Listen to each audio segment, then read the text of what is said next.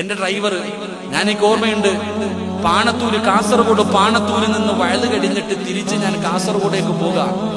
Mobile അടിച്ചപ്പോ പറഞ്ഞു വലത്തോട്ടൊരു വഴിയുണ്ട്, ഇതിലേ പോകാൻ. ഞാൻ അപ്പടെ എന്റെ ഡ്രൈവറിനോട് പറഞ്ഞു, ഇവളെ നമ്പരുത്, ശാസ്ത്രം ഒരിക്കലും തോക്കില്ല ഉസ്താദെ. അവൻ എന്നോട് പറഞ്ഞ വാക്ക്, ഈ സദസ്സിരിപ്പുണ്ടവൻ, ശാസ്ത്രം ഒരിക്കലും തോക്കില്ല. സുബ്ഹാനല്ലാഹ്, നോക്കുമ്പോ ഇതിങ്ങനെ പോകാം. പോയി പോയി പോയി പോയി 2 മിനിറ്റ് കൊണ്ട് കാസർഗോഡ് ടൗണെത്തും.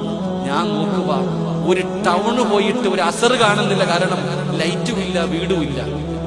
2 മിനിറ്റ് കൊണ്ടെത്തും. അവസാനം നോക്കുമ്പോ നടു റോഡിൽ കൊണ്ട് നിർത്തിയിട്ട് പറയാ കാസർഗോഡ് ടൗൺ എത്തിയെന്ന്. ഞാൻ നോക്കുമ്പോ റേഞ്ചില്ല, കരണ്ടില്ല, തിരിക്കാൻ വഴിയില്ല, ഒരു മനുഷ്യനില്ല. ദിക്ർ പറയാൻ തുടങ്ങി, ഇനി എന്ത് ചെയ്യണമെന്നറിയില്ല. അവസാനം അവിടെ നിന്ന് വണ്ടി തിരിച്ച് കുറെ വന്നിട്ട് അടിച്ചു നോക്കിയപ്പോ പറയുന്നു 1.25 മണിക്കൂർ യാത്ര ചെയ്താ കാസർഗോഡ് എത്തുമെന്ന്. ഇതാ മൊബൈല്.